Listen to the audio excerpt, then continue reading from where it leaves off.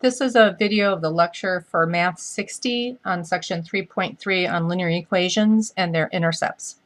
In the previous section, we talked about the standard form of a linear equation, and it looked like this: ax plus by is equal to c. And we said that if an equation can be put in that form, then we know it's linear. Linear meaning that if we graph it, we're going to get a straight line. In this form, all three, a, b, and c, are all real numbers, and a and b both can't be equal to 0. One of them could be, but not both of them. So any equation that we can put in this form is said to be a linear equation in standard form. You're going to need to be able to take a look at equations and be able to determine, just by looking at it, whether an equation is linear or not. So we're going to look at these problems and talk about whether we think they fit the format or not. On the first one, problem number 7, 5x minus 3y is equal to 15. It fits that format just fine. You might think, well, there's a subtraction sign in here instead of an addition sign. Well, that's true. But one of the things that we always learned was that we can take any subtraction problem and make it look like an addition problem. And we don't really need to do that, but now you can see it fits the format perfectly. On number 8, in terms of fitting this format, it sure does. You might look at it and say, well, no, it doesn't. The y comes first and the x comes second. But we have a commutative property that we can use that says that we can reverse the order of these guys, and we haven't changed its value, and now it fits the format perfectly.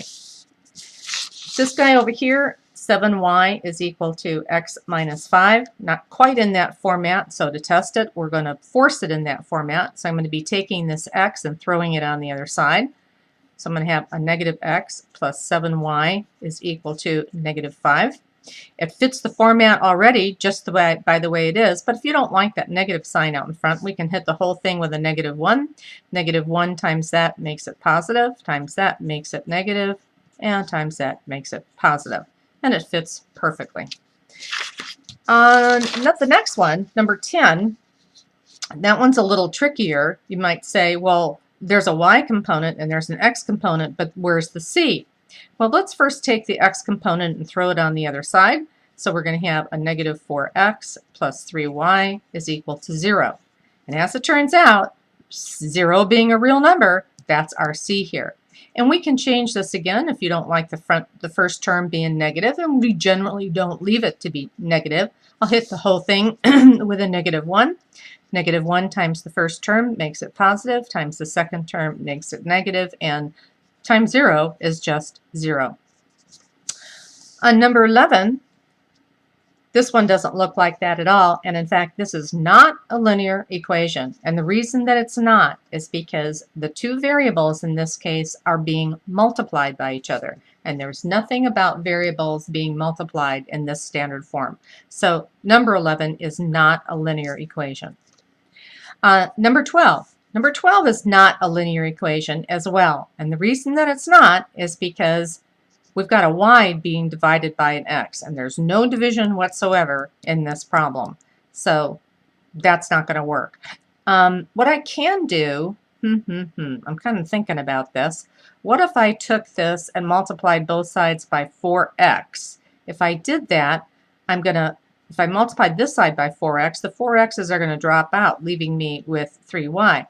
But when I multiply this by 4x, I end up with x squared. For sure, if I didn't know here, I know for sure now this exponent is 2. Cannot be a linear equation. Number 13. Number 13 looks like it might not be, but let's take a closer look at it. I don't see an x term, but let's take this constant 16 and throw it on the other side, and I have a 4y is equal to negative 16.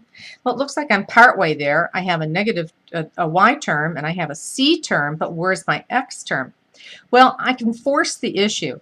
If a is equal to 0, remember it says in here that both a and b can't be 0, but one of them could be.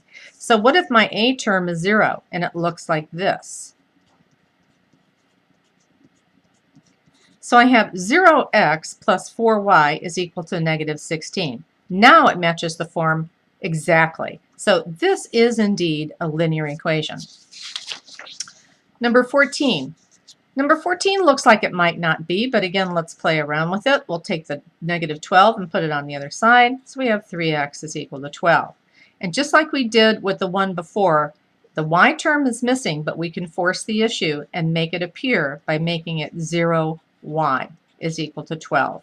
And now it matches exactly, and this is indeed a linear equation. Number 15, absolutely not, because of the 3 being divided by the x. There's nothing about division in this problem, so this is not a linear equation.